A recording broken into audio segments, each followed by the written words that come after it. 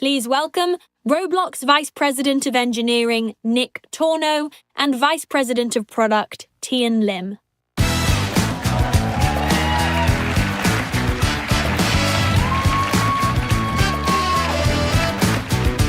Hello, RDC. I'm Nick, and I lead engineering for the creator and engine groups at ROBLOX. And I'm Tian. I lead product for the creator and engine groups at ROBLOX. And we are super stoked to be here at RDC 24 in sunny San Jose. Same ROBLOX, new row location. Get hyped. How's everyone loving San Jose? I appreciate that it's flatter and warmer. And there's more space for booths and networking, so hopefully you get to meet some new people and get to ask and get answers to more of your questions. Since last RDC, we've also both taken on the engine group, and we're still ramping up. It's been a lot of fun, I gotta tell you, learning about the deep, dark inner workings of ROBLOX. But it's also been super inspiring to think about the sheer amount of innovation and deep architectural thinking that had to go into building an engine that works so well across so many platforms and provides so many core primitives for this amazing ecosystem. That's right. Making a platform that scales all the way from low-end Android to high-end PC, that's social co-experience out of the box, instant deploy, practically infinite server scaling, that's still easy and fun to build on, well, it's harder than it looks. That's exactly why things like occlusion culling that Josh talked about earlier took us a while. We did not take the easy way out, because if we did, that would have been more work on you. Now, last year, we introduced the concept of the creator hierarchy of needs. It starts with a rock-solid platform with stability, performance, and quality at the base. Then we need to fit your workflows and ensure that we're building in a way that scales with your team size, complexity, and external tools. And all of that's sort of table stakes. On top of this, we focus on accelerating creation, removing friction at every step of the process so you can focus on what only you can do, which is creating fun and inspiring experiences for our users all over the world.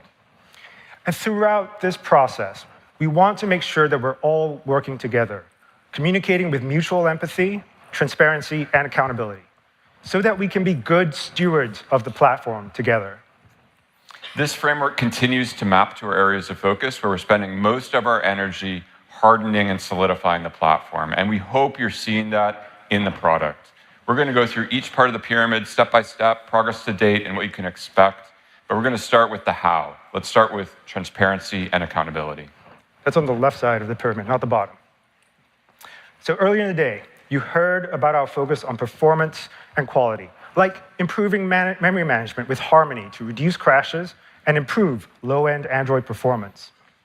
This reprioritization has meant we've had to delay some of the features we announced via the Creator Roadmap or at last year's RDC. So features like new voxel lighting, accessory adjustments, R6 to R15 conversion tools, terrain improvements, and avatar movement improvements all had to be delayed so that we could put performance and quality front and center. It's so important. We're going to keep reiterating it. We saw how engagement and monetization were negatively affected by crashes. As David said earlier, our fixes this year have added 300 million hours of playtime per user to your experiences. So moving forward, perf and stability are guardrail metrics for us. We want to launch features only if they don't cause regressions. And as we've adapted, we've tried to stay really transparent with you all with our quarterly Creator Roadmap updates, especially when things get delayed. We also held 3 creator AMAs focusing on areas that we know are of great importance to you, like discovery and our economy. And we have one more planned in a couple of weeks. Thank you all for your participation in these AMAs and the hard-hitting questions. Please keep them coming. That's right. Keep it spicy, please. So with all...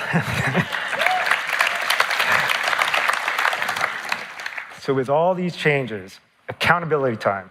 Let's review what we added to the roadmap last RDC versus what we did. You sure you're ready for this, man? Well, we just talked about accountability, so yeah, I think I'm ready. Hit me. Okay. So we delivered 59% of what we said on time. Another 11% delayed slightly. About a quarter are still delayed, but the remaining 5% are still on track to be delivered on time.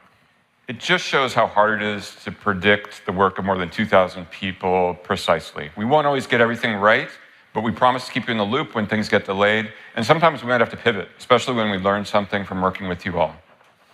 Speaking of which, I think last year we announced Luau file syncing on stage, and I recall shining a bright light on you, playing angelic, heavenly music for the moment. I have photographic proof of it right here. I don't know. I don't remember that. I think I was going like this because I wasn't really sure. Uh-huh. Okay, it's time for a mea culpa. We haven't yet shipped files. Wait. I've got a new sound effect for the moment. Oh, God. As we were building it, the feedback we were getting from the community was that we hadn't gotten it quite right. So we've returned to the drawing board, and we're focused on making it feel really great. We plan to release a prototype to get your feedback very soon.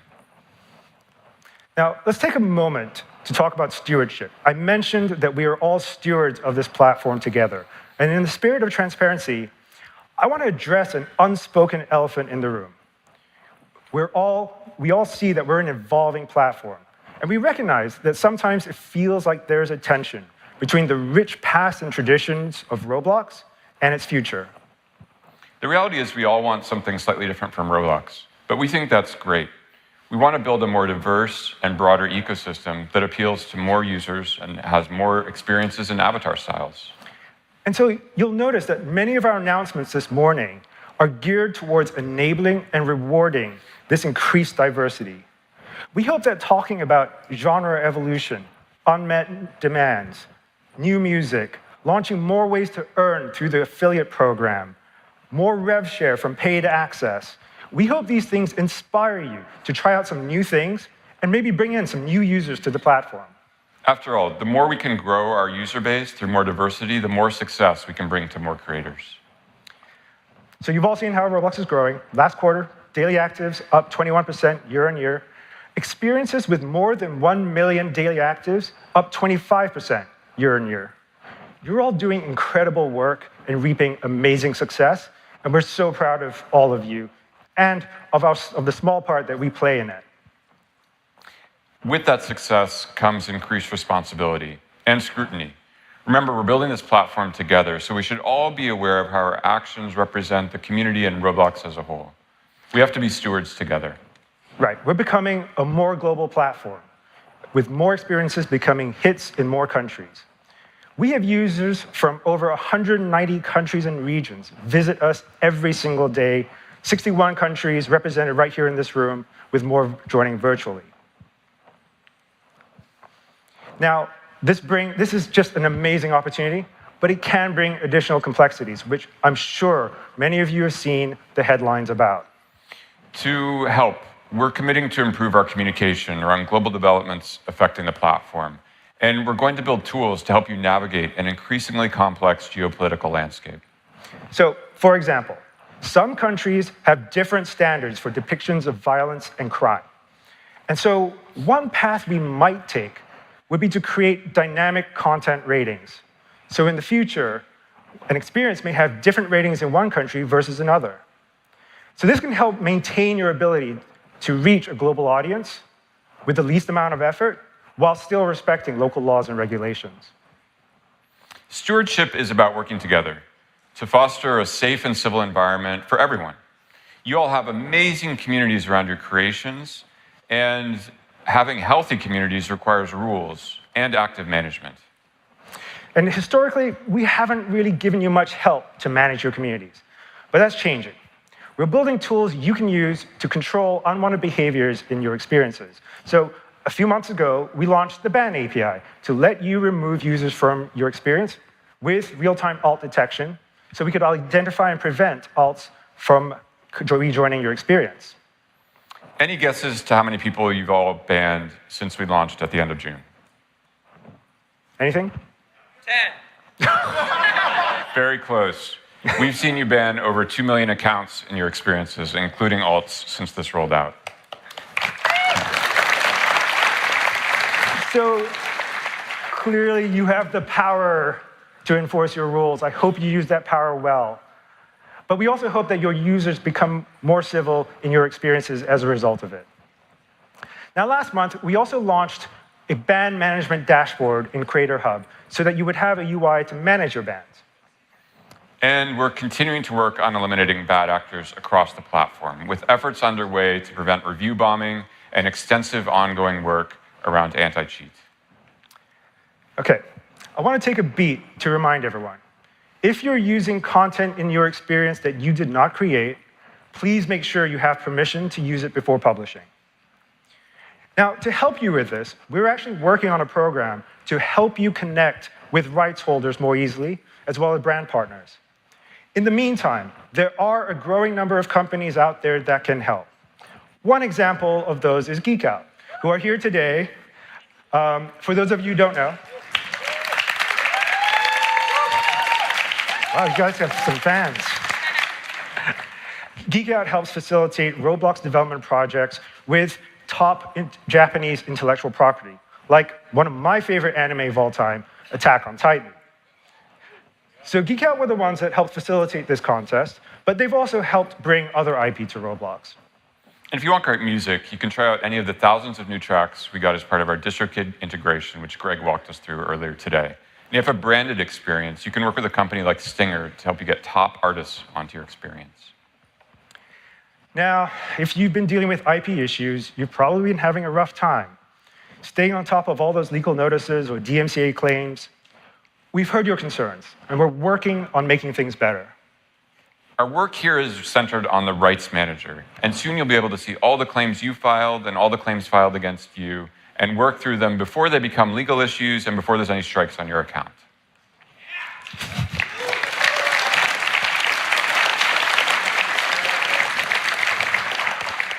We also know there's a lot of marketplace content out there, some of which you probably wish you could take down or maybe didn't know you should take down. So we recently announced, just this past week, a proactive archival process that will archive some of these avatar items for you without any consequences. Now, we know there's a lot more work we can do here, and we're working super hard on it, so please stay tuned. All right. All right, let's get to the actual pyramid. The base is the foundation we all need to succeed. The foundation needs to be rock solid. If you're creating on a shaky foundation, you're probably tearing your hair out or using language only appropriate for 17+ experiences. And there's nothing that erodes a foundation more than bugs. I don't know, have you ever forgotten to anchor all your parts in the model? Me? That seems very unlikely. I don't know, I think I have a clip of your cabin here. I'm sure this has never happened to anyone here before, right? Okay, maybe that one time. We're improving our testing procedures so bugs don't get out. But when they do, we want to work quickly to triage, prioritize, and resolve anything that does. In the past year, we've closed more than 3,300 creator-submitted bugs. This includes closing 4 times the number of studio bugs versus the same period a year ago.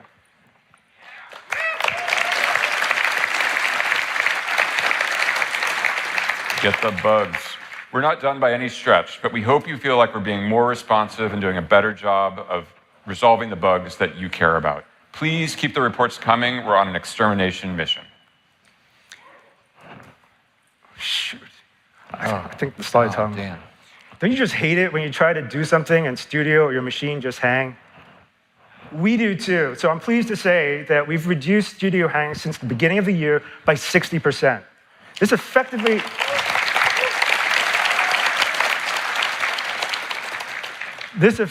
doubles the amount of time you can use Studio before encountering a hang. Another type of interruption we've addressed is when the script auto-completion tool times out while type checking. We've implemented a fix that has reduced these timeouts by more than 90%.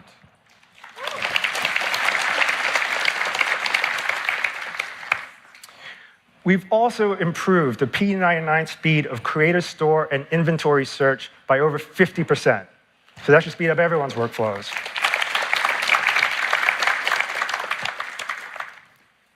And as we improve performance, you all can build bigger and richer worlds supporting more and more players. And this brings new problems, but these are the types of problems that we really like. You've shown us how slow Studio can be when you try to open large place files. And since last RDC, we're excited to share that we've made place open times 33% faster at the P90.